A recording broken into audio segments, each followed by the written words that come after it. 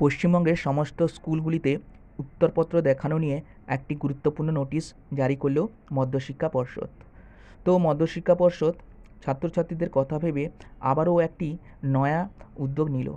এবার মধ্যশিক্ষা পর্ষদ সমস্ত সেকেন্ডারি স্কুলের প্রধানদের জানিয়েছেন, ক্লাস 6 থেকে 10 পর্যন্ত ছাত্রছাত্রীদের সামাটিভ ইভ্যালুয়েশনের উত্তরপত্র অর্থাৎ ছাত্রছাত্রীদের লিখিত পরীক্ষার খাতা তাদের অভিভাবকদের দেখাতে হবে।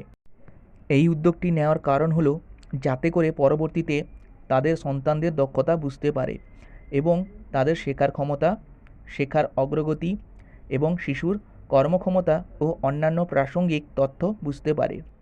এর ফলে ছাত্রছাত্রীদের পড়াশোনার প্রতি আরও সচেতন হবে অভিভাবকরা। শিক্ষার্থীদের স্বার্থের এবং তাদের কর্মক্ষমতা গুণগত উন্নতির জন্য এই বিজ্ঞপ্তি জারি করেছে শিক্ষা পর্ষদ। তো বন্ধুরা, এই ছিল আজকের একটি গুরুত্বপূর্ণ নোটিফিকেশান। তো যদি ভালো লেগে অবশ্যই লাইক, কমেন্ট ও সাবস্ক্রাইব করতে ভুলবেন না।